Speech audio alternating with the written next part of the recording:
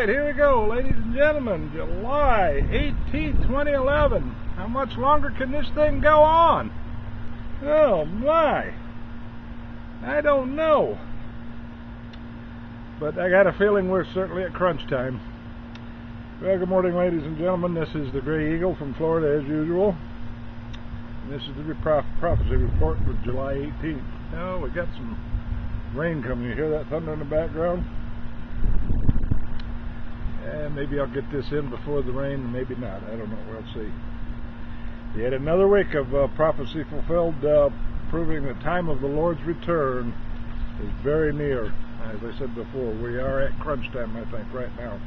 All right, the first article is Luke 21:25, distress of nations. Upon the earth, distress of nations.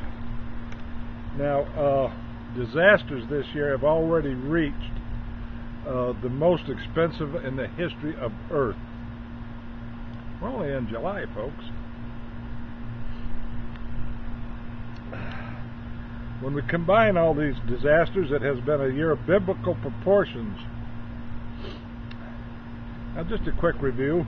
Biblical proportions of earthquakes, biblical proportion tsunami, biblical proportion tornadoes, biblical proportion floods, biblical proportion volcanoes, and biblical proportion heat wave now this week and previously. But the scoffers still scoff at the fact that we're even in the end times, which, by the way, just happens to prove we are indeed in the end times. We're in the very last of the last days. Read 2 Peter 3:3. Now, to read this article, your keywords are 2011, already costliest year, natural disasters. That's 2011, already costliest year, natural disasters. Now, we go on, well, actually, we're not moving on. We're moving backward to Genesis. Genesis 6 and 5, and God saw that the wickedness of man was great in the earth, and that every imagination of the thoughts of his heart was only evil continually. And in fact, it goes on to say that God was sorry that he had created man in the earth. He repented that he had made man in the earth. That means he wished he hadn't have made us. It also fulfills Matthew 24:12, because iniquity shall abound, the love of many shall wax cold, and there's dozens of others that this particular news article will fulfill. We all know that the Mexican drug cartel's war is killing many, not only men, but women and children. These people don't even have the, they're so barbaric, they even kill women and children. This is awful. And this war is also spilling over onto American soil. And when it does, our erstwhile mega government does little, if anything, about it. An American citizen was even murdered recently on a lake that borders Mexico. And this so-called greatest nation on God's green earth, you'll know who the talk show host is, allegedly conservative talk show host that spews that nonsense I'm thinking of there. Anyway, our government has not even resolved the case, and it hadn't even brought the man's body back. My opinion is that this is crunch time. This just can't go on much longer. Keywords to this article, if you want to read it: confronting, face, evil, Mexico. That's confronting, face, evil, Mexico. It's by a full-bird colonel. So actually, it's not a news article. Well, it's I guess it's an op-ed, but it certainly is relative to the Bible verses that I just spoke of. All right, now we'll move on. We had Revelation 6 and 8 pop up again this week. In fact, it was out at Yellowstone Park. And the scripture says to kill with the sword, with hunger, with death, and with the beasts of the earth. Now, apparently a hiker was killed last week in Yellowstone Park by a grizzly bear. Just, by the way, probably the meanest bear on the face of the earth. I don't think a lion would even one-on-one tangle with a grizzly bear. Lions hunting in packs, so they might take on one if they had a big pack. But boy, they'd take a heavy toll if they did. I think probably the grizzly bear is probably the strongest animal on the face of the earth, except for the elephant. Alright, to read, it's actually a YouTube video, and if you want to see this video, type in "hunt called off" for Yellowstone bears right here on YouTube. That's "hunt called off" for Yellowstone bear. Now the next one is Revelation 8:11. The wormwood prophecy pops back right into our face again this week. And if you want to read this article, type into your search engine, "Elevated radiation, rainwater has many edge." That's elevated radiation, rainwater, many edge. This article, I think, comes out of the Pacific Northwest, and of course it's probably also relevant right there in Japan itself. But apparently radiation it has actually enveloped the entire globe. It's gone around the entire Earth, and it's starting to fall to the ground. It'll infect our crops, our water, and we're in trouble, people. That's why I say we're at crunch time. Now the next one, Matthew 24:10. This is a good article. This is a must-read article. "Many shall be offended and betray one another, and shall hate one another." The emphasis here is on the betray. Keywords: citizens, spy networks given immunity. That's Matthew 24:10, and the keywords are citizens, spy networks given immunity.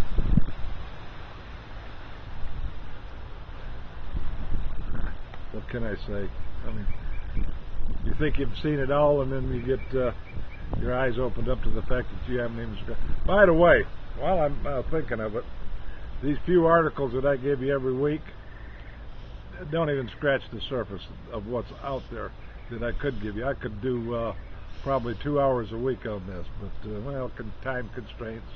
It's a lot of work gathering these materials and writing your a paragraph or two and finding the scriptures and all that. It's a lot of work, but for me it's a labor of love.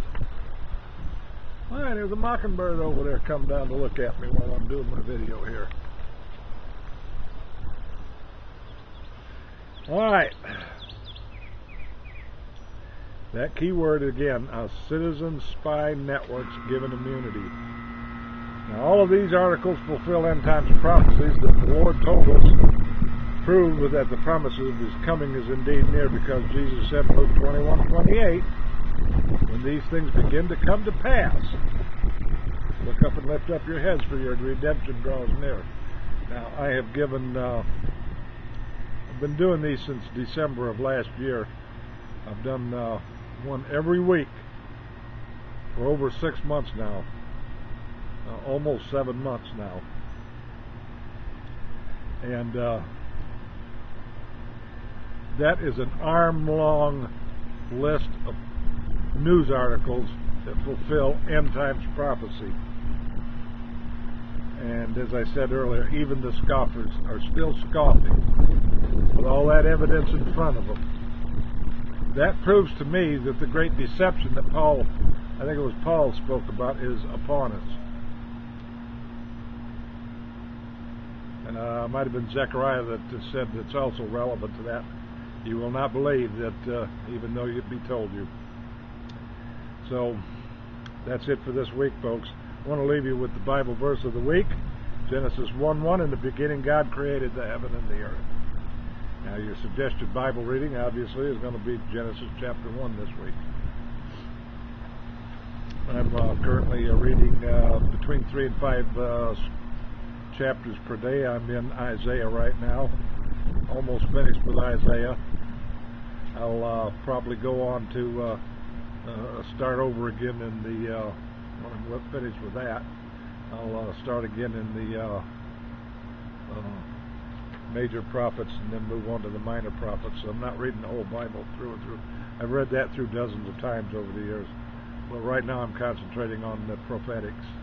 And Isaiah 13, 14, 46, and 47, Jeremiah 50, 51, Revelation 17 and 18, all and others, but all those complete chapters, in my opinion, refer to the United States of America. You say, well, where is America in the Bible? Well, that's where it's at.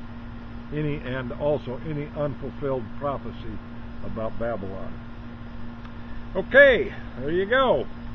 Bible verse of the week, Genesis 1:1. Read chapter 1 of Genesis. And remember to trust Jesus, because the time is indeed so short. Like I said earlier, this is crunch time, folks. We're getting right down to where the rubber meets the road. So it's time that we double up on our prayers for our family members that aren't saved. Maybe even triple up on it. We may not be able to trust Jesus tomorrow because there's so many natural disasters that I spoke about earlier going on. We got tornadoes, earthquakes, tsunamis. We got a